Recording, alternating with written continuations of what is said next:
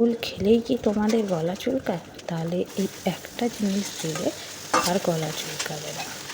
ওলগুনিকে ডুমো ডুমো করে কেটে গরম জল করে নুন দিয়ে ভালো করে সেদ্ধ করে তুলে নিতে হবে। ওই কড়াতে তেল গরম করতে দিয়ে দেবো।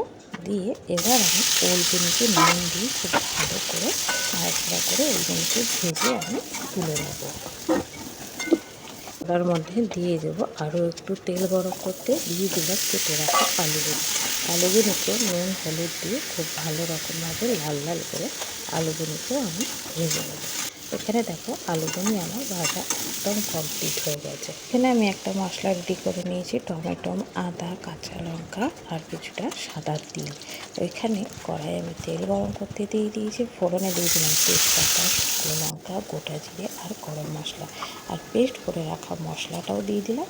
মিক্সির বাটি ধোয়া জলটা দিয়ে দিলাম এর মধ্যে আরও কিছুটা গুঁড়ো মশলা, হলুদ গুঁড়ো, জিরে গুঁড়ো, ধনে গুঁড়ো, কাশ্মীরি লঙ্কার গুঁড়ো। কাশ্মীরি লঙ্কা গুঁড়োটা দিলে না তরকারি কালারটা কিন্তু খুব সুন্দর আসে। এবার খুব ভালো রকমভাবে কষিয়ে নিতে হবে। দিয়ে দিয়েছি স্বাদ মতো নুন আর অল্প একটু চিনি। তেল ছাড়া অবধি খুব ভালো রকমভাবে কষিয়ে নিয়েছি। এবারে আমি ভেজে রাখা ওল আর আলুটা দিয়ে দিলাম। দিয়ে খুব ভালো রকম বলে 5 থেকে 7 মিনিট কষিয়ে নিয়েছি। নিয়ে এবার দিয়ে দেবো পরিমাণ মতন জল, যাতে ওল আর আলুটা খুব ভালো রকমভাবে সেদ্ধ হয়ে যায়।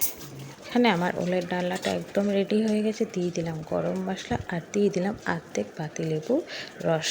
তোমরা ওলের ডালনা কীরকমভাবে রান্না করো আমাকে স্ক্রিন শেয়ার করো আর আমার পেজটিকে ফলো করে দিও।